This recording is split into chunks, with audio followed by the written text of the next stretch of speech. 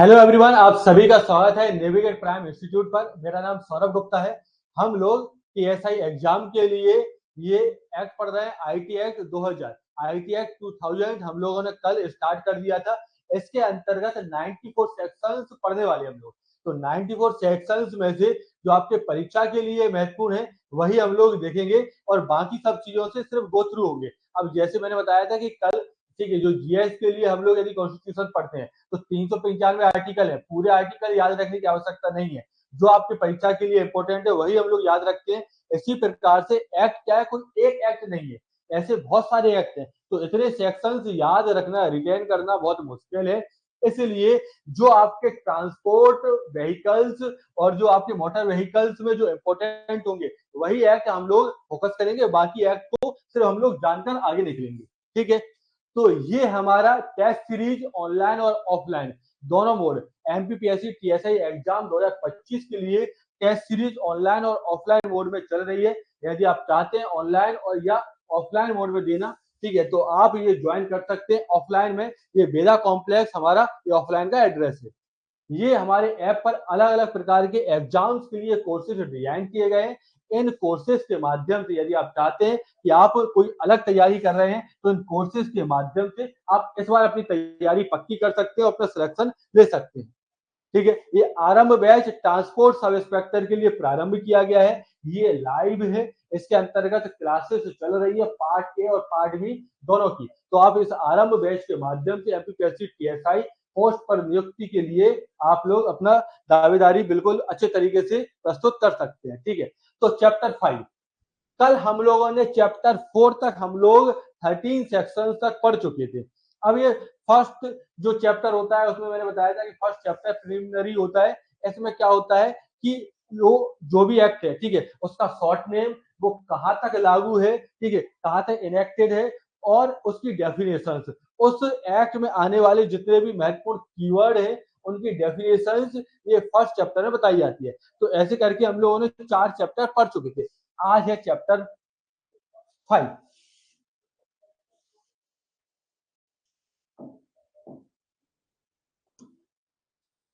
ठीक है, चैप्टर 5। ठीक है, चैप्टर 5 के अंतर्गत क्या है, चैप्टर 5 की, ठीक है, नाम secure electronic records and secure electronic signature. तो इलेक्ट्रॉनिक रिकॉर्ड्स, जो भी हमारे इलेक्ट्रॉनिक रिकॉर्ड्स है, जैसे कि हमारा पैन कार्ड है, हमारा आधार कार्ड है, तो आधार कार्ड में भी बहुत सारी इलेक्ट्रॉनिक रूप से, ठीक है, हमारी पर्सनल इंफॉर्मेशन रिकॉर्ड है। आधार कार्ड में सिर्फ नाम नहीं है, बायोमेट्रिक है। जब आधार कार्ड बन रहे थे तो आप लोगों ने बनवाए होंगे, तो आधार कार्ड में रेटिना का भी, ठीक है, हमने रिकॉर्ड दिया है। तो बहुत सारी पर्सनल जो इंफॉर्मेशन है ये इलेक्ट्रॉनिक रिकॉर्ड्स, इलेक्ट्रॉनिक सिग्नेचर के माध्यम से हमारी गवर्नमेंट के पास में, ठीक है, ये सिक्योर है। तो ये जो secure electronic records and secure electronic signature, ये चैप्टर 5 के अंतर्गत इससे रिलेटेड प्रोविजन बताए गए हैं। अब यदि इसमें कोई छेड़खानी है या कुछ भी है, ठीक है, तो ये प्रोविजन जो महत्वपूर्ण है वो हम लोग देखेंगे। तो सेक्शन 14 टू 16, सेक्शन 14 से लेकर 16 तक चैप्टर 5 में electronic records and electronic signature को सिक्योर करने के प्रोविजन दिए गए हैं। तो सबसे पहले तो कोई भी एक्ट पढ़ रहे हैं तो ये चैप्टर का जो नेम है ये याद होना चाहिए, क्योंकि कभी कभी कोई भी एक प्रोविजन आपके एग्जाम में कोई भी एक प्रोविजन दे दिया जाता है और ये किस सेक्शन या किस चैप्टर में ये पूछा जाता है, तो आपको इससे ही आइडिया लग जाएगा। ठीक है, इसकी हेडिंग से ही समझ में आ जाएगा कि यदि कोई प्रोविजन, ठीक है, इससे रिलेटेड है, इलेक्ट्रॉनिक रिकॉर्ड्स के, ठीक है, ये सिक्योरिटी से संबंधित है, तो आप समझ जाएंगे चैप्टर 5 के सेक्शन 14 से लेकर 16 तक में। तो आधा काम तो इसी से हो जाएगा। बाकी फिर यदि उसमें कुछ स्पेसिफिक एक्चुअल चीजें पूछी गई है तो फिर किस सेक्शन में वो हम लोग देख सकते हैं। तो सेक्शन 14, सेक्शन 14 कहता है सिक्योर इलेक्ट्रॉनिक रिकॉर्ड्स। ठीक है, ये जो इलेक्ट्रॉनिक रिकॉर्ड्स हैं, जो कि आपकी जो भी आईडी कार्ड्स हैं, इनको सिक्योर किया जाना चाहिए, अर्थात इनको सुरक्षित, इसमें कोई भी छिड़खानी नहीं होनी चाहिए सेक्शन 14 के माध्यम से। एक बार जो वेयर एक्ट, ये जो सभी जो मैंने लैंग्वेज है ये वेयर एक्ट से, उससे एक्ट से ली है, पर इसको आसान भाषा में समझेंगे। ये लैंग्वेज इसलिए मैंने डायरेक्ट कॉपी किया है कि कोई भी चीज मिस ना हो उसमें से। ठीक है, हम इसको कन्वर्ट करके पढ़ेंगे अपनी लैंग्वेज में तो कोई चीज मिस ना हो। समझ हम अपनी लैंग्वेज में सकते हैं, परंतु हम हमारे पास जो बैरक्ट है वो पूरा पूरा होना चाहिए। ठीक है, तो इसमें क्या बोला गया है कि secure electronic records under the section 14 where any security procedure has been applied to an electronic record। कोई भी सिक्योरिटी प्रोसीजर यदि किया जाता है at a specific point of time, then such record shall be deemed to be a secure electronic record from such point of time of to the time of verification। अब जैसे एक नया rule आया है, यदि कि आधार कार्ड में आपको अपडेशन वेरिफिकेशन फिर से कराना है, ठीक है, आधार कार्ड में आपको कोई जानकारी ऐड करानी है आपके, ठीक है, दादा का नाम या कोई भी जानकारी वो ऐड करानी है, या उसमें ठीक है कोई भी चेंजेस कराने हैं, कोई भी आपका पर्सनल इलेक्ट्रॉनिक रिकॉर्ड है, मान लेते आधार कार्ड। तो आधार कार्ड में जैसे ही आपने अप्लाई किया है कि हमको, ठीक है, ये कोई भी जानकारी ऐड करानी है, तो उसमें जो सिक्योरिटी प्रोसीजर है, ठीक है, ये इलेक्ट्रॉनिक रिकॉर्ड्स में, ठीक है, ये सिक्योरिटी प्रोसीजर फॉलो किया जाएगा। जैसे ही आपने ये वेरिफिकेशन के लिए डाला है या अपडेट कराने के लिए, तो जब तक ये वेरीफाई ना हो जाए तब तक ही आपकी जो भी पर्सनल इंफॉर्मेशन है ये लीक नहीं होनी चाहिए। तो इलेक्ट्रॉनिक्स जो रिकॉर्ड है वो सिक्योरिटी का प्रोविजंस बताया गया under the section of 14 under the section of 15। ठीक है, ये सेक्शन 15 के अंतर्गत secure electronic signature and electronic signature shall be deemed to be secure electronic signature. Electronic signature जो आपके हैं, ठीक है, जो अभी आपका थंब है, जो भी आपके सिग्नेचर है, इन सभी को इलेक्ट्रॉनिक रूप से सिक्योर किया जाएगा। ऐसे नहीं है कि यहाँ पर आपका सिग्नेचर, ठीक है, पर्सनल इंफॉर्मेशन से, ठीक है, इसको यहाँ से कॉपी करके आपके चेक पे, ठीक है, या कहीं पर बैंक डिटेल में इसको वहां पर पेस्ट कर दिया जाए, या वहां पर डाल के या आपके साथ धोखाधड़ी हो जाए। तो ये हमको इस सिक्योरिटी का ये प्रावधान या प्रोविजन दिया गया है चैप्टर 5 सेक्शन 14 और 15 में। 14 में इलेक्ट्रॉनिक रिकॉर्ड्स है और 15 में इलेक्ट्रॉनिक सिग्नेचर है।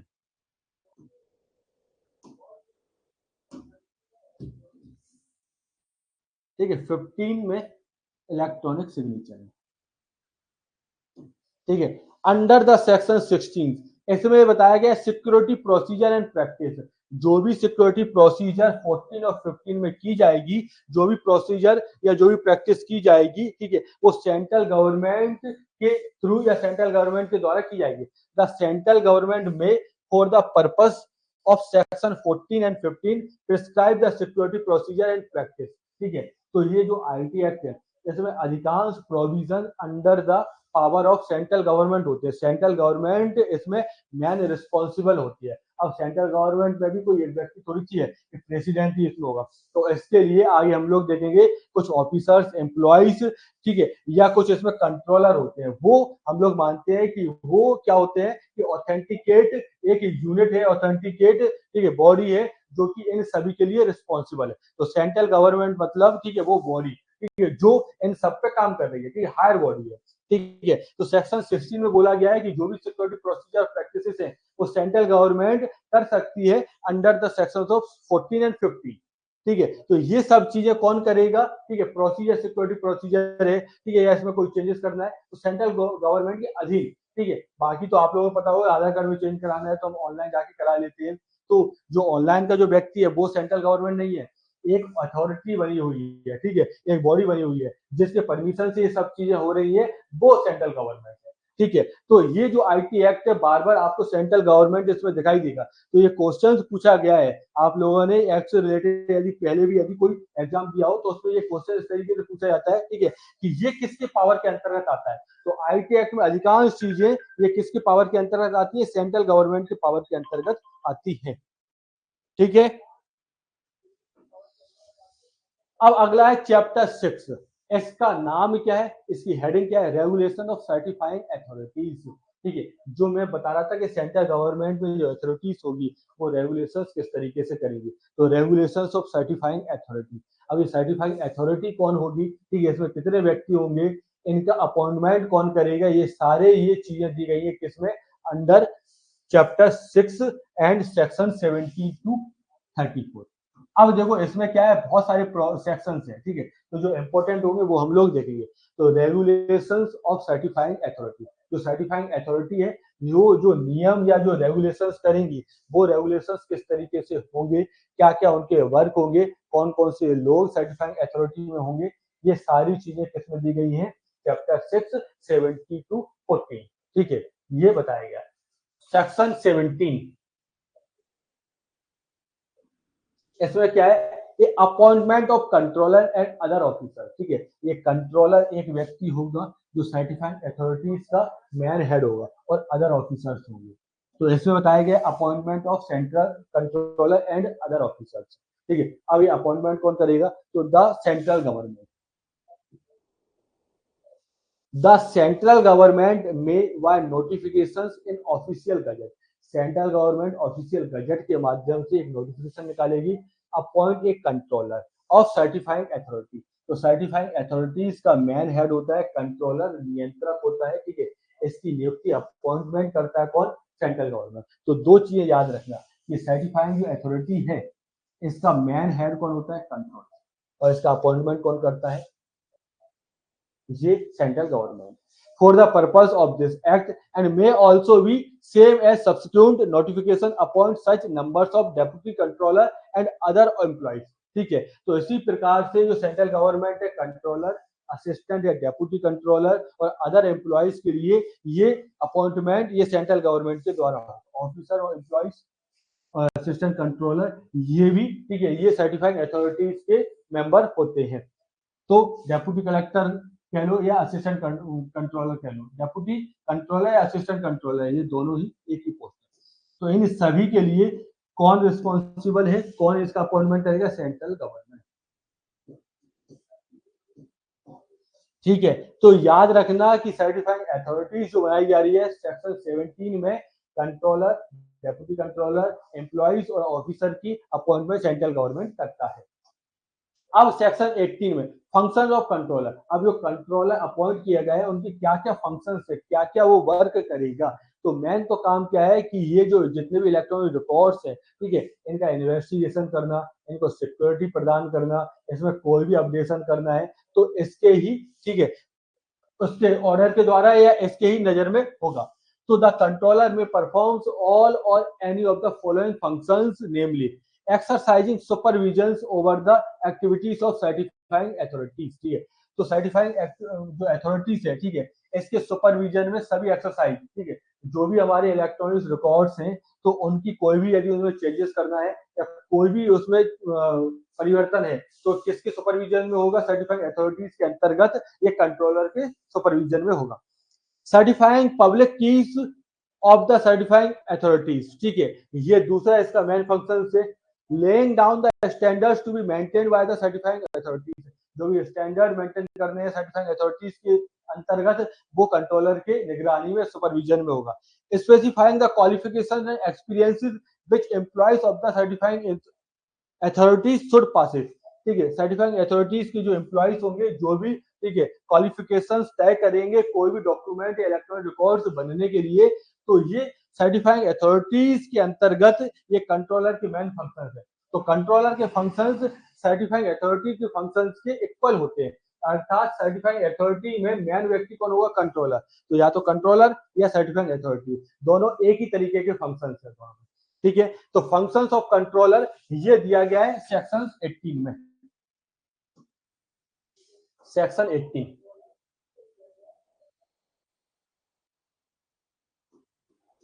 देखो, ये एक्ट जो होते हैं बहुत ही रट्टाफिकेशन वाली चीजें होती हैं, इसमें समझने के साथ साथ हमको सेक्शंस रटने पड़ते हैं। सेक्शंस रटने के अलावा कोई चांस नहीं है। सेक्शन जरूर हमको 18 समझ में आ गया है कि फंक्शंस ऑफ कंट्रोलर या फंक्शंस ऑफ सर्टिफाइड अथॉरिटी के हैं। ठीक है, अब इसको डायरेक्ट रखना है कि फंक्शंस 18 में है। तो ऐसे आप 3-4 जो एक्ट पढ़ेंगे तो इसमें फिर सेक्शंस यहाँ होते हैं। तो इसलिए जितने भी जो इम्पोर्टेंट सेक्शंस है, आईटी एक्ट पढ़ा है तो इसको एक बड़े से A3 साइज पे, ठीक है, एक बड़े से पेपर पे जो इम्पोर्टेंट है इसके कीवर्ड लिख लो। सेक्शन 18 फंक्शन, फंक्शन मतलब कंट्रोलर के, ठीक है। सेक्शन 17 इसमें सिर्फ लिख लो अपॉइंटमेंट कंट्रोलर, ठीक है, एंड अदर।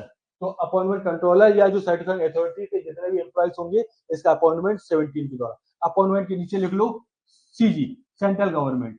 ठीक है, तो कीवर्ड में ये लिख लो, क्योंकि इनको बार बार जब तक आप याद नहीं करोगे, ये जो सेक्शन से रिलेटेड यदि क्वेश्चन पूछे गए तो सेक्शन से रिलेटेड क्वेश्चन आपके नहीं बनेंगे कि ये प्रोविजन किस सेक्शन में है। ठीक है, तो ये क्वेश्चन याद रखने के लिए आपको सेक्शन रटने पड़ेंगे। अगला सेक्शन है सेक्शन 28। ठीक है, 28 में क्या है, पावर टू इन्वेस्टिगेट कंट्रावेंशन। ठीक है, तो अब क्या होता है कि यदि कोई भी उल्लंघन हुआ है, यदि इस आईटी एक्ट में, ठीक है, कोई भी प्रोविजन है, यदि वो पूरा नहीं किया गया है या उसमें कंट्रावेंशन कोई भी हुआ है, तो इसके लिए पावर किसको दिया गया है कि कौन उस उल्लंघन के लिए सजा या कौन उसको, ठीक है, इन्वेस्टिगेट करेगा, द कंट्रोलर। तो याद रखना, पावर टू इन्वेस्टिगेट कंट्रावेंशन में, ठीक है, किसको पावर दिया गया, द कंट्रोलर। सेक्शन 80 और any officer authorise by him. ठीक है, और कोई भी ऑफिसर, ठीक है, जिस जो कंट्रोलर के द्वारा ऑथराइज किया गया है, तो ये और any officer authorise by him in this behalf shall take up for investigations or contraventions of the provisions of this act rules or regulation made। ठीक है, तो ये यदि कोई भी प्रोविजन का उल्लंघन हुआ है तो उसके लिए पावर, इन्वेस्टिगेशन पावर किसको दी गई है, कंट्रोलर एंड अदर ऑफिसर्स, जो कि, ठीक है, पावर्ड बाय कंट्रोलर है। ठीक है, जिसको कंट्रोलर के द्वारा शक्ति प्राप्त है। तो ये सेक्शन 28 में याद रखना है, सीधा सीधा फैक्चुअल चीजें हैं। पावर टू इन्वेस्टिगेट कंट्रावेंशन, उल्लंघन होने पर कोई भी इन्वेस्टिगेशन की पावर ये कंट्रोलर और उसके द्वारा सहायता शक्ति प्राप्त कोई भी ऑफिसर हो सकता है। सेक्शन 29,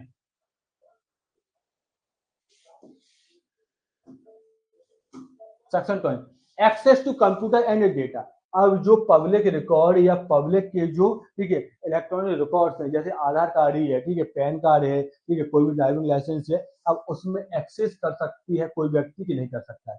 तो इसमें ये बोला गया है कि ये जो सेक्शन 69 है, आगे हम लोग पढ़ेंगे, इसमें क्या होता है कि पर्सनल इंफॉर्मेशन को सिक्योर करने की पावर 69 सेक्शन के अंतर्गत दी गई है। तो सेक्शन 69 का उल्लंघन नहीं होता है। यदि वहां पर, ठीक, उल्लंघन नहीं होता है, तो फिर यदि जरूरी लगता है कंट्रोलर को, तो वो एक्सेस कर सकती है किसी के भी पर्सनल इलेक्ट्रॉनिक रिकॉर्ड को। ठीक है, तो access to computer and data, किसी के भी इलेक्ट्रॉनिक रिकॉर्ड, किसी के भी कंप्यूटर्स को और किसी के भी डेटा को। तो आईटी एक्ट क्यों बनाया गया है, मेन पर्पज ये जो साइबर क्राइम हो रहा है। अब साइबर क्राइम के लिए, ठीक है, मान लेते हैं कि किसी स्टेट से कोई व्यक्ति साइबर क्राइम कर रहा है, ठीक है, तो साइबर क्राइम करने वाले की यदि हमको पता चल गया, लोकेशन पता चल गई है, उसके रिकॉर्ड्स पता चल गए, ये किस मोबाइल से किस कंप्यूटर से कर रहा है, तो अब ये कंट्रोलर के हाथ में है कि वो कंप्यूटर को एक्सेस कर सकता है, ठीक है, उसके मोबाइल की लोकेशन, उसके मोबाइल के डेटा को, तो उसके कंप्यूटर और डेटा को एक्सेस कर सकता है। तो ये साइबर क्राइम कम करने के लिए आईटी एक्ट आया है। तो आईटी एक्ट ये पावर देता है, ठीक है, कि जहां पर 69 जो सेक्शन है, ठीक है, इसका उल्लंघन नहीं होता है, वहां पर ये जो सर्टिफाइंग अथॉरिटी है, ये उसके, ठीक है, जो डेटा और कंप्यूटर है उसको एक्सेस कर सकता है without prejudicing the provisions of sub section 1 of section of 69। 69 the controller और any person authorise by him. ठीक है, कौन कर सकता है एक्सेस, कंट्रोलर और एनी पर्सन जो कि पावर्ड बाय कंट्रोलर है। ठीक है, if he has reasonable causes to suspect that, ठीक है, लगता है कि इसके पास सस्पेक्ट या ये दोषी हो सकता है, any contraventions of this provision of this chapter has been committed, have access to any computer system, any apparatus, data or any materials connected with such system for the purpose of searching or causing a search to be made for obtaining any information or data contained in or available to such computer system। तो इसमें हम लोगों को पूरे paragraph में याद नहीं रखना है, कोई रिटर्न का पेपर नहीं है, सिर्फ हमको ये है, ठीक है, कि इसमें एक्सेस टू कंप्यूटर और डेटा की पावर दी गई है कंट्रोलर और एनी ऑफिसर पावर्ड बाय, ठीक है, या ऑथराइज बाय हिम। तो इसमें यदि कोई भी व्यक्ति सस्पेक्टेड है, ठीक है, जिसने अपराध किया है, तो उसके कंप्यूटर और डेटा को एक्सेस करने की पावर किसको है, कंट्रोलर को है, अंडर द सेक्शन ऑफ 29। बस इसमें एक ये बोला गया है कि उसकी जो 69 अंडर द सेक्शन ऑफ 69 के प्रोविजन या उसकी जो, ठीक है, पर्सनल इंफॉर्मेशन से, ठीक है, या अंडर द सेक्शन 69 के अंतर्गत जो बातें, उसका उल्लंघन नहीं होना चाहिए। ठीक है, तो ये फंक्शंस ऑफ कंट्रोलर ये हम लोग 17 से 1434 में पढ़ रहे हैं, ठीक है। ये रेगुलेशन ऑफ सर्टिफाइंग अथॉरिटीज, ये इस चैप्टर का नाम है। अपॉइंटमेंट देख चुके हैं, फंक्शंस देख चुके हैं, पावर देख चुके हैं, पावर टू इन्वेस्टिगेशन, एक्सेस देख चुके हैं। सेक्शन 30 में certifying authority to follow certain procedure, तो सर्टिफाइंग जो अथॉरिटी है कुछ प्रोसीजर फॉलो करेगा, ठीक है, इन्वेस्टिगेशन करने के लिए या अपने फंक्शंस करने के लिए। Make uses of hardware, software and procedure that are secure from instruction and misuse, ठीक है। वो ऐसे हार्डवेयर, सॉफ्टवेयर या ऐसे प्रोसीजर का यूज करेगा जिसका मिसयूज नहीं होगा। कभी भी वो इन्वेस्टिगेशन कर रही है सर्टिफाइंग अथॉरिटी, तो वो इस तरीके का यूज करेगा हार्डवेयर या सॉफ्टवेयर, जो भी इक्विपमेंट डिवाइसेस हैं, कि जिनका मिसयूज नहीं हो, जिससे कोई भी पर्सनल इंफॉर्मेशन लीक नहीं हो। Provide a reasonable level of reliability in its service which are reasonable suited to performance of intent functions, ठीक है। ये रिलायबल है, जो भी प्रोसीजर है, ठीक है, ये कैसी हो, रिलायबल हो, ठीक है, सर्विस रिलायबल हो।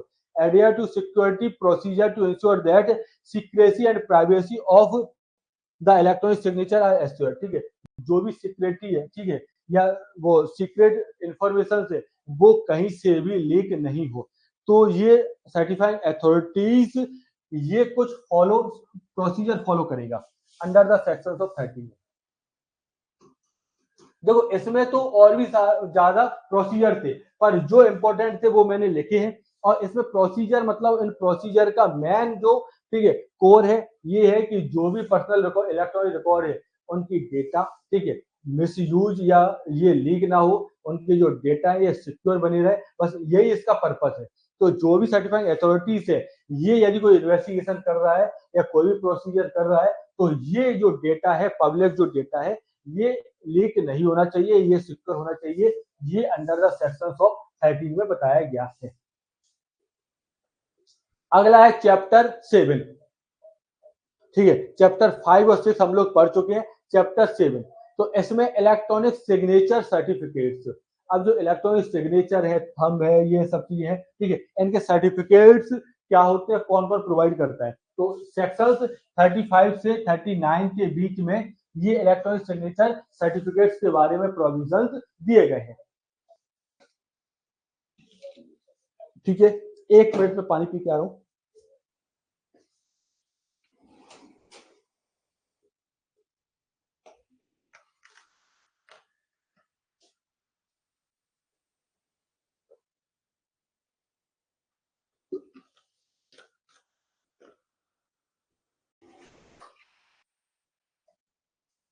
ठीक है, तो सेक्शन 35 में सर्टिफाइंग अथॉरिटी, जो सर्टिफाइंग अथॉरिटीज है, जिसमें कंट्रोलर और डेप्यूटी कंट्रोलर, अदर ऑफिसर और एम्प्लॉइज है। तो मेन, ठीक है, यहाँ पर रिस्पॉन्सिबिलिटी हम लोग सर्टिफाइंग अथॉरिटी पढ़ चुके हैं। तो सभी प्रोविजंस में, ठीक है, जो मेन पावर होगी वो किसके पास है, सर्टिफाइंग अथॉरिटी की power. Certifying authority to issue electronic signatures certificates, any person may make any application to certifying authorities for the issue of a certificate in such form as may be prescribed by the central government, ठीक है।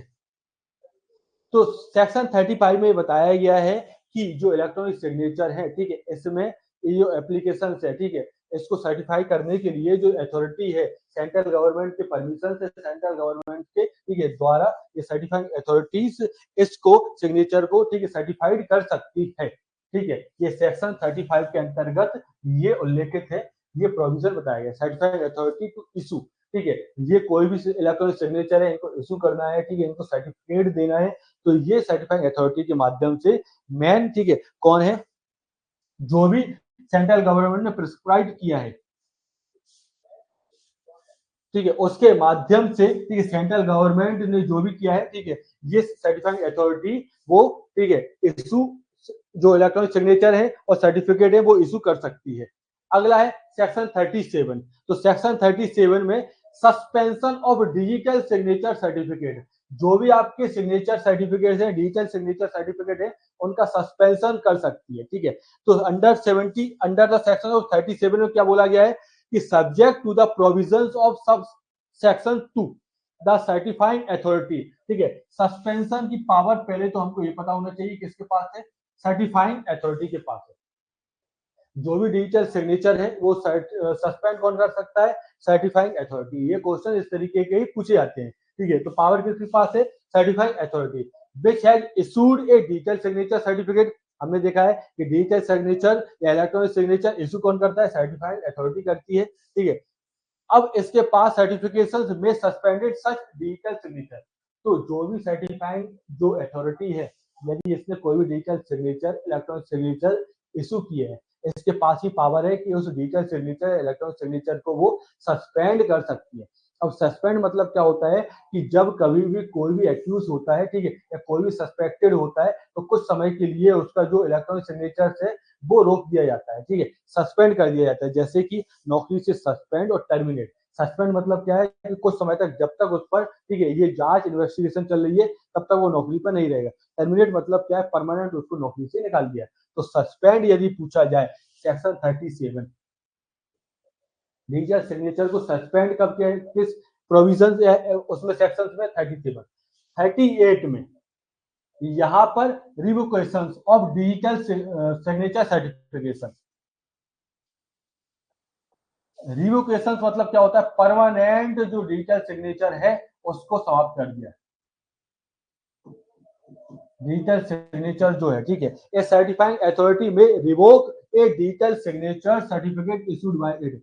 जो भी certifying authority ने जो भी digital signature, जो भी electronic signature issue किए हैं किसी भी व्यक्ति के विरुद्ध, वो उसको रिवोक परमानेंटली, ठीक है, खत्म कर दिया गया है। किसके द्वारा? Under the section 38। किसके द्वारा? सर्टिफाइंग अथॉरिटी के द्वारा।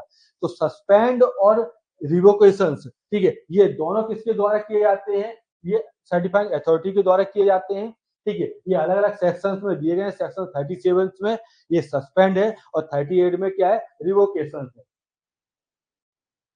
चैप्टर 8, ठीक है, चैप्टर 8 में ड्यूटीज ऑफ सब्सक्राइबर। जो भी उपयोग करता है, ठीक है, जो भी यूजर्स है जिनको ये digital signature electronic records provide किए गए, इशू किए गए हैं, उनकी कुछ ड्यूटीज है। तो सेक्शन 40 और 42 में, 40 से लेकर 42 में उनकी ड्यूटीज बताई गई हैं।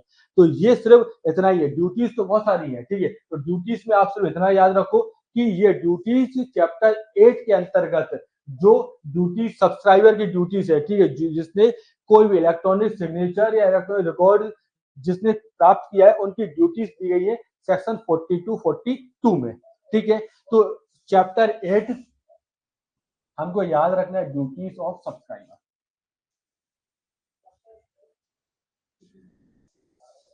अगला है चैप्टर 9। चैप्टर 9 बहुत इंपॉर्टेंट है, क्योंकि इसमें यदि कोई भी प्रोविजन का उल्लंघन होता है तो उसके लिए कितनी पेनल्टीज है। अभी सिर्फ पेनल्टीज, ठीक है, ये आर्थिक रूप से है, ठीक है। तो इसमें फाइनेंशियल रूप से कितनी पेनल्टीज है।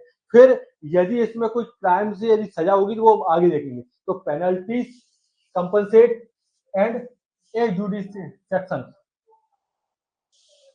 एजुडिकेशन, ठीक है। ये क्या क्या हो कि न्याय निर्णय कौन करेगा? पेनल्टीज और कंपनसेट किस तरीके से किया जाएगा, ये चैप्टर 9 के अंतर्गत सेक्शन 43 से 47 के अंतर्गत उल्लेखित है, ठीक है। तो सेक्शन 43 टू 47 क्या है? पेनल्टीज है, कंपनसेट है, एजुडिकेशन है, ठीक है। अब सेक्शन 43, सेक्शन 43 में बताया गया penalty and compensate for damage to computer system. यदि किसी भी व्यक्ति के, ठीक है, कंप्यूटर, यदि कोई भी बॉडीज या कोई भी इंडस्ट्रीज या कोई भी कंपनी से, ठीक है, या किसी भी व्यक्ति ने किसी के पर्सनल कंप्यूटर या डेटा को कोई भी क्षति पहुंचाई है, तो क्षति पहुंचाने पर कितनी पेनल्टी होगी, ठीक है। तो फाइनेंशियल रूप से पेनल्टी इसमें बताया गया है। इफ एनी पर्सन, कोई भी व्यक्ति, विदाउट परमिशन ऑफ ओनर, ठीक है, मालिक की अनुमति के बिना, और any other person who is in charge of a computer, ठीक है। यदि जैसे कि ये कोचिंग है, ये कोचिंग में एक सिस्टम मेरे को दिया गया है, मैं इसका ओनर नहीं हूँ, ठीक है, परंतु ये जिम्मेदारी दी गई है कि उस सिस्टम में जो भी डेटा है, जो भी इंफॉर्मेशन है, वो आपकी रिस्पॉन्सिबिलिटी है कि आप इसको सिक्योरिटी या आपके तक ये पहुंचना चाहिए। पर किसी व्यक्ति ने, ठीक है, उस पर्सनल इंफॉर्मेशन को लीक कर दिया है, या हमारा जो मेरा सिस्टम है, ठीक है, उसको हैक करके जानकारी यदि लीक कर दी है, जानकारी प्राप्त कर ली है, तो वो व्यक्ति फिर पेनल्टी से, ठीक है, वो दंडित होगा। तो if any person without permission of the owner और any other person who is in charge of a computer, ठीक है, जिसको चार्ज दिया गया, कंप्यूटर सिस्टम्स और कंप्यूटर नेटवर्क, ठीक है। तो पेनल्टी किस पर लगेगी? कोई भी व्यक्ति है जिसने किसी के भी पर्सनल कंप्यूटर, पर्सनल डेटा को, ठीक है, लीक किया है या उसका मिसयूज किया है, तो उस पर पेनल्टी, ठीक है। तो पेनल्टी के बारे में बताया गया अभी, पेनल्टी कितनी होगी ये हम लोग आगे देखेंगे। तो सेक्शन 43 में ये बताया गया है कि किसी भी व्यक्ति जो पर्सनल किसी के कंप्यूटर पर यदि उसने मिसयूज किया है या उसकी पर्सनल जानकारी यदि लीक की है, तो उस पर पेनल्टी का प्रावधान, पेनल्टी का प्रोविजन सेक्शन 43 के अंतर्गत बताया गया है। अगला section 43A, compensate for failure to protect data. यदि कोई बॉडी अर्थात कोई इंडस्ट्री, कोई कंपनी बड़ी है, कोई इंस्टीट्यूट बड़ा है, ठीक है, इंस्टीट्यूट ने अपने एम्प्लॉयज की जो इंफॉर्मेशन है वो लीक कर दी है, गलती से ही सही, ठीक है, पर वो लीक हो गई है, या जो एम्प्लॉयज की जो पर्सनल इंफॉर्मेशन है वो, ठीक है, उसका मिसयूज किया है, तो उसको कंपनसेट दिया जाना चाहिए उस एम्प्लॉय को जिसकी पर्सनल इंफॉर्मेशन या पर्सनल डेटा लीक या उसका मिसयूज हुआ है। Compensate for failure to protect data, या जो इंस्टीट्यूट, ठीक है, उसके डेटा को वो, ठीक है, क्या है, सिक्योर नहीं कर पाया है, ये सिक्योर करने में वो फेल हो गया है, तो इसको सेक्शन 43A के अंतर्गत बताया गया।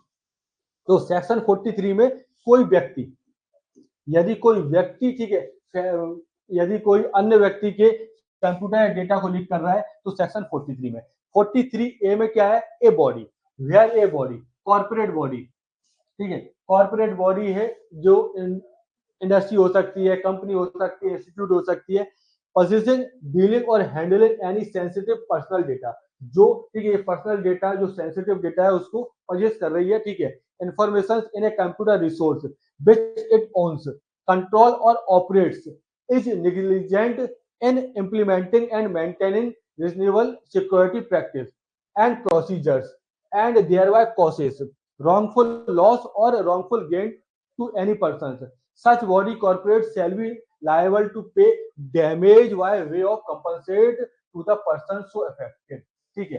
तो यदि ये कंपनीज या बॉडी कॉर्पोरेट जो भी है, किसी भी व्यक्ति या एम्प्लॉयज की जो पर्सनल डेटा यदि ये, ठीक है, अपने पास इकट्ठा कर रही है और यदि वो फेल होते हैं उनके पर्सनल डेटा को सिक्योर करने में, तो उस बॉडी के ऊपर, ठीक है, या जो कंपनीज या इंडस्ट्री इंस्टीट्यूट है उसको कंपनसेट दिया जाना चाहिए, किसको, ठीक है, ये एम्प्लॉयज है जिसका भी डेटा लीक किया है।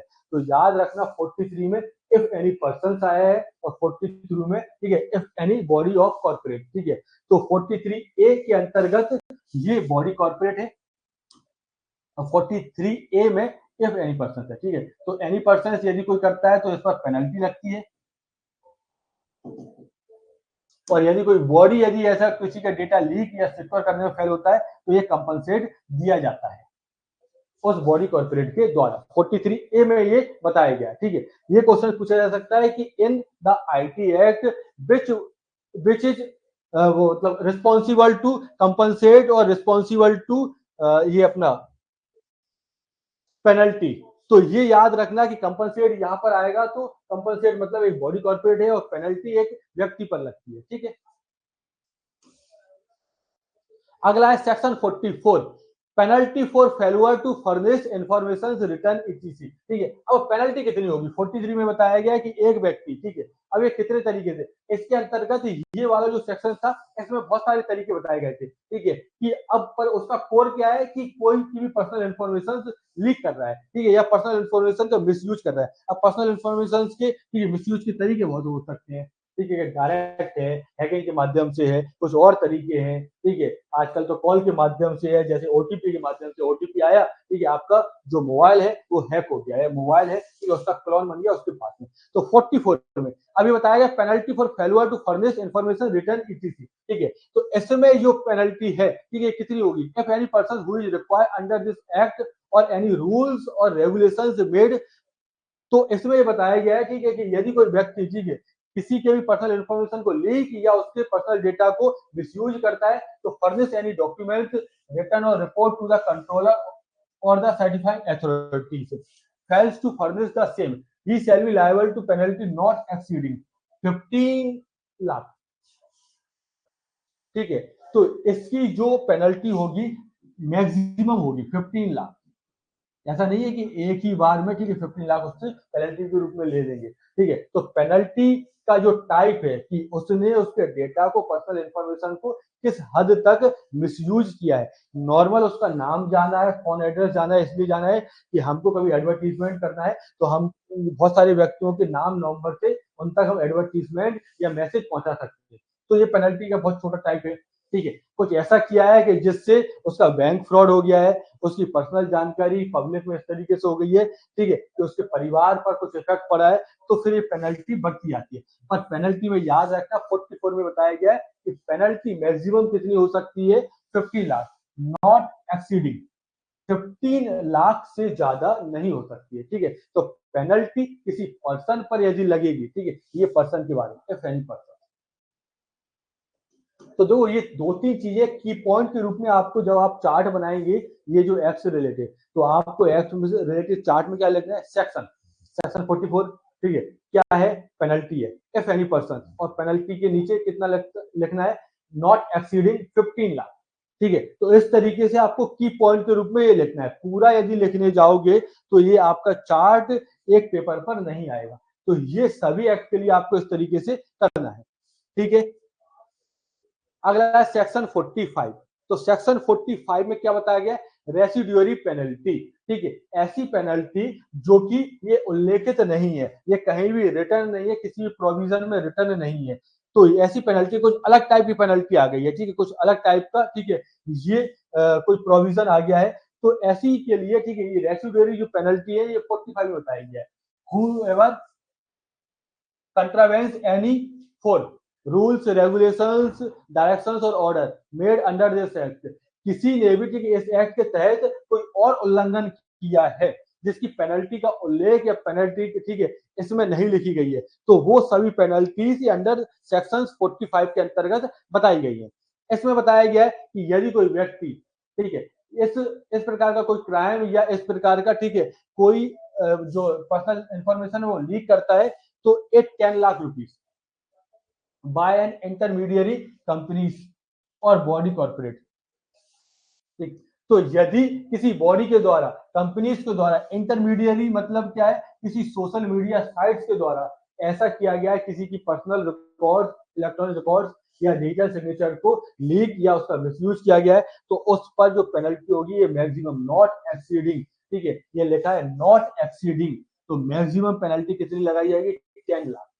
ठीक है, और यदि किसी पर्सन के द्वारा यदि ऐसा, ठीक है, कोई क्राइम या वो किया गया है, तो उस पर पेनल्टी कितनी होगी, 1 लाख, नॉट एक्सीडिंग 1 लाख।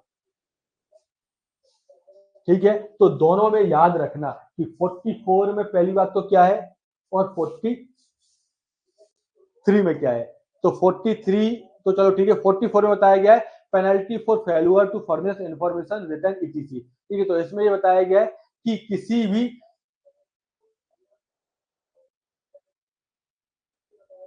व्यक्ति के द्वारा यदि ऐसा क्राइम किया जाता है, ठीक है, तो मैक्सिमम कितनी होगी, 15 लाख उस पर पेनल्टी लगाई जा सकती है।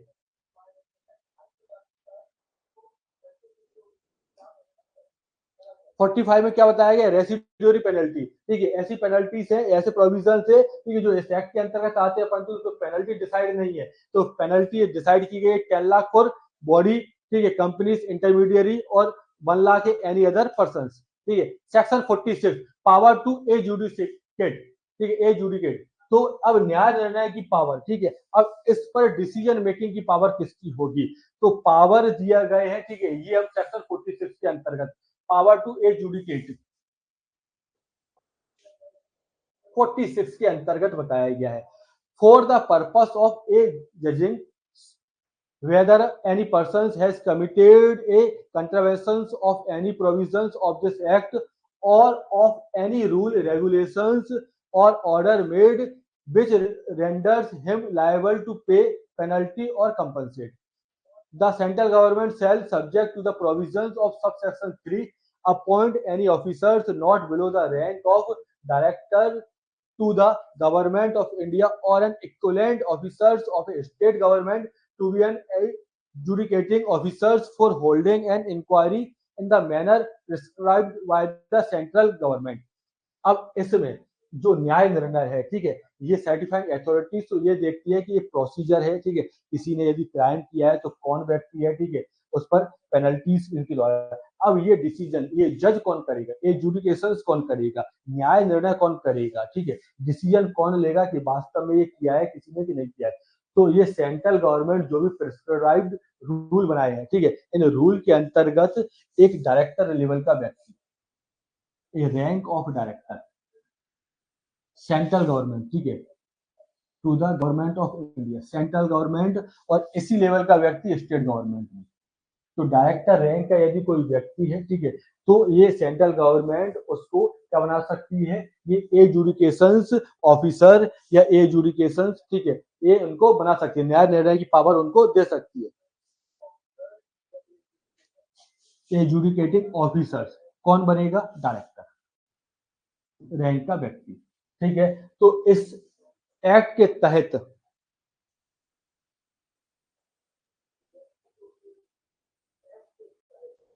यदि किसी भी प्रकार का उल्लंघन हुआ है, ठीक है, तो उसके लिए प्रीजुडिकेशन कौन देगा, ये डायरेक्टर लेवल का व्यक्ति, सेंट्रल गवर्नमेंट और स्टेट गवर्नमेंट में जो डायरेक्टर रैंक का व्यक्ति होगा, ठीक है, इसको एक पावर दी गई है कि आप डिसीजन मेकिंग आप कीजिए, ठीक है, prescribed by the central government, जो भी सेंट्रल गवर्नमेंट उसको प्रिस्क्राइब करेगी, ठीक है। तो याद रखना सेक्शन 46 पावर टू एजुडिकेट, ठीक है, किसको दिया गया है, डायरेक्टर रैंक, डायरेक्टर रैंक के, ठीक है, कोई भी ऑफिसर को, चाहे वो सेंट्रल गवर्नमेंट में हो चाहे वो स्टेट गवर्नमेंट में हो, ठीक है। ये सेक्शन 46 में। Section 47 factors to be taken into account by the adjudicating officers, ठीक है। अब जो एजुडिकेटिंग ऑफिसर्स है ये कौन कौन से फैक्टर्स कंसीडर करेगा, जो अपना निर्णय देने के पहले, न्याय निर्णय देने के पहले कौन कौन से जो अपने, ठीक है, फैक्टर्स है उनको कंसीडर करेगा। While A judging the quantum of compensate under this chapter, the adjudicating officers shall have due regard to the following factors, namely the amount of gain of unfair advantage wherever quantifiable made as a result of the default, ठीक है, the amount of loss caused to any persons as a result of the default, the repetitive natures of the default। अब जो adjudicating officer है, director rank का जो अधिकारी है, अब ये अधिकारी को ये पावर तो दे दी गई है किस सेक्शन के अंतर्गत, 46 के अंतर्गत, कि डायरेक्टर रैंक के अधिकारी को एजुडिकेटिंग ऑफिसर बनाया जाएगा। अब एजुडिकेटिंग ऑफिसर बना दिया गया तो अब ये जो निर्णय देगा, जो डिसीजन देगा, उसके लिए कौन कौन से फैक्टर्स ये कंसीडर करेगा कि भाई किसी भी व्यक्ति को पेनल्टी या किसी भी व्यक्ति को सजा देनी है तो कितनी हो, ठीक है। यदि उसका नेचर रिपीटेटिव टाइप का हो, रिपीटेटिव टाइप का हो, तो उसने बार बार, ठीक है, वो अब आदतन अपराधी है, जैसे हम लोग कहते हैं ना, ठीक है, आदतन अपराधी है, ठीक है, आदत से वो अपराधी है, ठीक है, या उसका नेचर कैसा है, रिपीटेटिव है, उसने कई व्यक्तियों के साथ या कई लोगों के, ठीक है, ये ऐसा क्राइम किया है, पर्सनल इंफॉर्मेशन से रिलेटेड मिसयूज या उसको लीक किया है, तो ये सब फैक्टर्स है, बहुत सारे फैक्टर्स है। तो इसके आधार पे एक जुडिकेटिंग ऑफिसर अपना निर्णय देगा।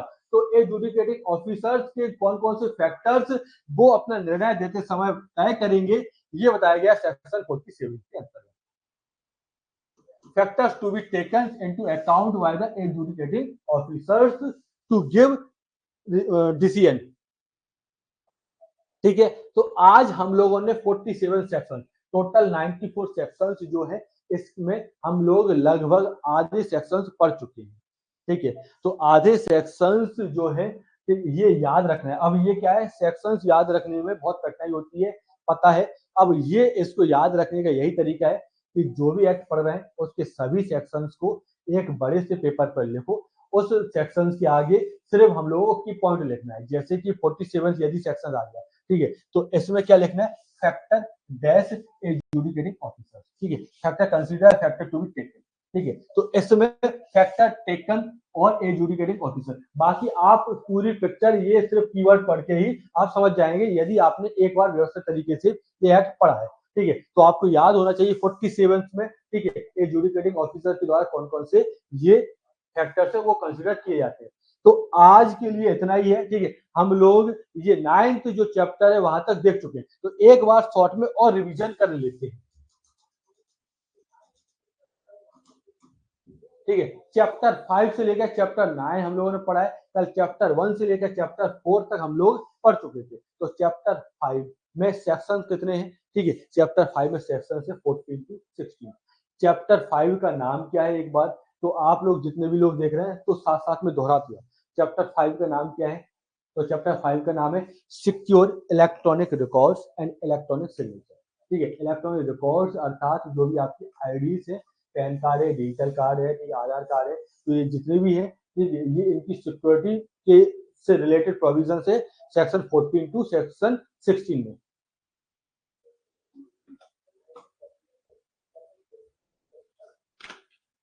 ठीक है, सेक्शन 14 में क्या है? सिक्योर इलेक्ट्रॉनिक रिकॉर्ड्स है, जो भी इलेक्ट्रॉनिक रिकॉर्ड्स है उनकी सिक्योरिटी के बारे में प्रोविजन है 14 में। सेक्शन 15 में क्या है? सिक्योर इलेक्ट्रॉनिक सिग्नेचर है। तो 14 में इलेक्ट्रॉनिक रिकॉर्ड्स है, 15 में इलेक्ट्रॉनिक सिग्नेचर है।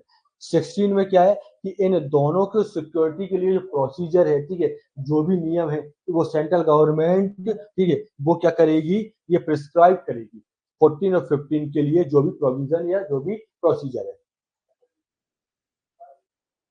ठीक है, चैप्टर 6। तो चैप्टर 6 का नाम क्या है? Regulations of certifying authority. ये इंपॉर्टेंट है। तो सर्टिफाइंग अथॉरिटी जो है उसका रेगुलेशंस या सर्टिफाइंग अथॉरिटीज में कौन कौन से अधिकारी ऑफिसर्स होंगे ये बताया गया है चैप्टर 6 में। तो सेक्शन 17 टू 34, ये सेक्शन 17 टू 34 में जो सर्टिफाइंग अथॉरिटीज है उसके बारे में उल्लेख है या इसके कौन कौन से फंक्शन है। तो सेक्शन 17 में याद रखना ये इंपॉर्टेंट है, appointment of controller and other officers of certifying authority.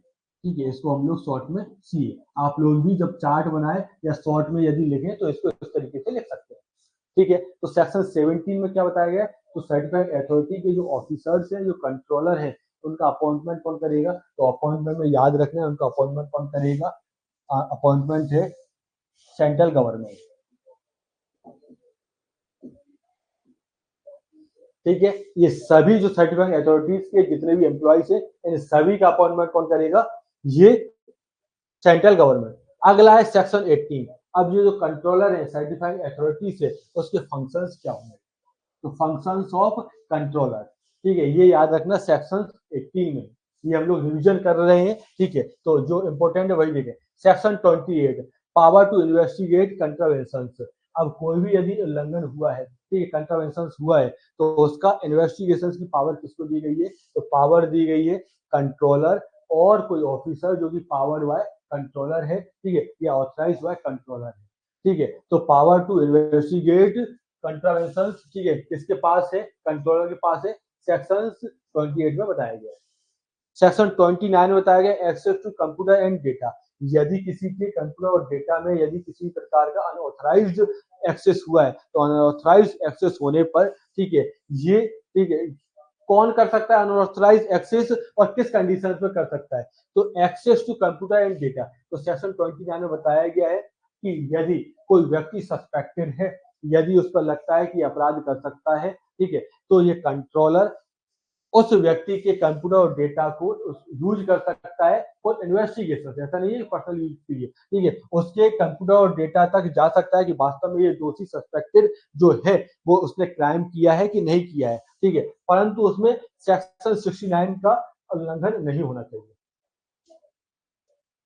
ठीक है, तो सेक्शन 29 में यही बताया गया access to computer and data. Personal जो पब्लिक जो इंफॉर्मेशन है उसके डेटा और कंप्यूटर को ये सर्टिफाइंग अथॉरिटी जो है, ठीक है, वो यूज कर सकती है इन्वेस्टिगेशन में, पर्सनल यूज में नहीं। ठीक है, सेक्शन 30, तो certifying authority to follow certain procedure. अब जो भी सर्टिफाइंग जो अथॉरिटी है, ठीक है, ये प्रोसीजर फॉलो करेगी किसके लिए? इन्वेस्टिगेशन के लिए। ठीक है, ये प्रोसीजर है, ये बताए गए। हमको याद रखना है 30 मतलब क्या है कि प्रोसीजर है, ठीक है, या सर्टिफाइंग अथॉरिटी के द्वारा जितने प्रोसीजर्स है वो 30 में दिए गए हैं। अगला है चैप्टर 6। तो चैप्टर 6 में बताया गया इलेक्ट्रॉनिक सिग्नेचर सर्टिफिकेट्स। जो इलेक्ट्रॉनिक सिग्नेचर सर्टिफिकेट है ये सर्टिफाइड कौन करता है, ये इशू कौन करता है, ये बताया गया। सेक्शन 35 में बताया गया है कि सर्टिफाइंग अथॉरिटी जो है, ठीक है, ये जो इलेक्ट्रॉनिक सिग्नेचर है इनको इशू करता है prescribed by central government. Prescribed by central government, ठीक है, तो सेंट्रल गवर्नमेंट ने जो भी प्रिस्क्राइब्ड जो नॉर्म्स या जो भी स्टैंडर्ड बनाए हैं उन्हीं के द्वारा सर्टिफाइंग अथॉरिटी ये इलेक्ट्रॉनिक सिग्नेचर को इशू करता है। ये 35 के अंतर्गत बताया गया है। 37 में, ठीक है, इसमें 37 और 38 दोनों एक साथ याद रखने की कोशिश करना। Suspension of digital signature certificate, ठीक है, ये सस्पेंशन, ये डिजिटल सिग्नेचर सर्टिफिकेट है, ये सस्पेंड होता है 37 के अंतर्गत, ये प्रोविजन दिया गया है। 38 में रिवोकेशन, रिवोकेशन मतलब क्या है, परमानेंट ये जो भी आपका डिजिटल सिग्नेचर सर्टिफिकेट है ये समाप्त कर दिया है। इसमें क्या हो गया, ठीक है, कुछ समय के लिए सस्पेंड या कुछ समय के लिए रोक दिया गया है। तो 38 में रिवोकेशन है और 37 में सस्पेंशन है। चैप्टर 8 में जो सब्सक्राइबर है उनकी ड्यूटीज क्या क्या होती है, चैप्टर 8 में ये 40 से 42 के अंतर्गत बताया गया है कि ड्यूटीज ऑफ सब्सक्राइबर, ठीक है, ये सिर्फ इतना ही याद रखना है। चैप्टर 9 तो पेनल्टी, कंपनसेट एंड एजुडिकेशन, तो जो भी है, ठीक है, जिस भी व्यक्ति ने या जिस भी संस्था इंस्टीट्यूट ने कोई भी यदि पर्सनल इंफॉर्मेशन को लीक या उसका मिसयूज किया है तो उस पर पेनल्टीज कितनी है, ठीक है, तो कोई बॉडी पर या किसी व्यक्ति पर, तो ये सेक्शन 43 से 47 के अंतर्गत बताया गया। 43 में ये बताया गया कि पेनल्टी और कंपनसेट होगा, ठीक है, यदि किसी व्यक्ति ने यदि किया है तो उस पर पेनल्टी लगेगी 43 के अंतर्गत। इसमें इफ एनी पर्सन, किसी व्यक्ति के द्वारा यदि ऐसा जुर्म किया जाता है 44 में, 43A में, ठीक है, compensate of failure to protect data, यदि किसी बॉडी, इंस्टीट्यूट या, ठीक है, किसी भी कॉर्पोरेट बॉडी ने किया है तो 43A के अंतर्गत उस पर कंपनसेट, उसको कंपनसेट दिया जाना चाहिए उस व्यक्ति को जिसकी जो डॉक्यूमेंट है, जिसकी पर्सनल इंफॉर्मेशन लीक हुई है। 44 में penalty for failure to furnish information return etc, ठीक है, तो इसमें ये बताया गया कि यदि कोई व्यक्ति यदि किसी भी पर्सनल इंफॉर्मेशन को लीक करता है या उसको जो इंफॉर्मेशन से उसका मिसयूज करता है तो उस पर जो पेनल्टीज होगी वो मैक्सिमम होगी 15 लाख, नॉट एक्सीडिंग लिखा है इसमें, तो पेनल्टी कितनी होगी 15 लाख। सेक्शन 45 रेसिड्यूरी पेनल्टीज, ऐसी पेनल्टीज या ऐसे उल्लंघन या ऐसी पेनल्टीज जो इस एक्ट में नहीं है, तो कुछ ऐसी पेनल्टीज आ गई है वो अलग से है, ठीक है, तो रेसिड्यूरी बची हुई अवशिष्ट जो पेनल्टी है इनके द्वारा, ठीक है, ये पेनल्टीज लगाई जाएगी। सेक्शन 45 में बताया गया 10 lakh rupees for intermediary company और बॉडी कॉर्पोरेट को, ये, ठीक है, मैक्सिमम 10 लाख की पेनल्टी देनी पड़ सकती है यदि कोई भी उसने उल्लंघन किया है। और 1 लाख रुपीज, ठीक है, यदि किसी व्यक्ति के द्वारा ऐसा क्राइम किया गया है तो उस पर पेनल्टी कितनी होगी 1 लाख। पावर टू एजुडिकेट, ठीक है, अब ये जो किसी ने क्राइम किया है नहीं किया है इन्वेस्टिगेशन, ठीक है, ये इशू करने के लिए तो जो सर्टिफाइंग अथॉरिटी है उसके पास है। अब ये पावर टू एजुडिकेशन, ठीक है, किसके पास है एजुडिकेट की, ठीक है, ये है डायरेक्टर रैंक के किसी भी सेंट्रल गवर्नमेंट और स्टेट गवर्नमेंट में डायरेक्टर रैंक का कोई ऑफिसर है उसको पावर दी गई है पावर टू एजुडिकेट, ठीक है, न्याय निर्णय की ये शक्ति दी गई है किसको, ये डायरेक्टर को। 47 में जो एजुडिकेटिंग ऑफिसर होगा वो कौन कौन से फैक्टर या कौन कौन से, ठीक है, ये जो स्टेप है वो फॉलो करेगा या कौन कौन से फैक्टर्स को कंसीडर करेगा जब वो अपना निर्णय डिसीजन देगा, तो ये निर्णय बताए गए हैं कि उसका किसी भी व्यक्ति का नीचे रिपीटेटिव टाइप का है कि क्राइम वो रेगुलर करता रहता है, तो ये सारे फैक्टर्स वो कंसीडर करके ये अपना निर्णय देगा। तो ये हमारा MPPSC new vacancy ITI principles और डेप्यूटी डायरेक्टर की ये लगातार 3 बार से कंटिन्यू आ रही है, तो ये इस बार भी ये वैकेंसी आई है, इसके फॉर्म भरना अभी चालू होंगे। तो यदि आप चाहते हैं कि इस वैकेंसी में अपना स्थान पक्का करना है तो हमारा ये प्रतिष्ठा बैच 1.0 है, ये लाइव हो चुका है, इसके माध्यम से आप इस बार अपना सिलेक्शन पक्का कर सकते हैं। हमारा यूट्यूब चैनल है, यूट्यूब चैनल को सब्सक्राइब और बेल आइकन को प्रेस कीजिए, तो कोई भी इंफॉर्मेशन जो आप तक पहुंचनी चाहिए, ठीक है, या कोई भी वीडियोस है, मैराथन क्लासेस है, तो इसका नोटिफिकेशन आप तक पहुंच जाएगा, जिससे आप अपडेट रह पाएंगे हमारे ऐप और हमारे यूट्यूब के माध्यम से।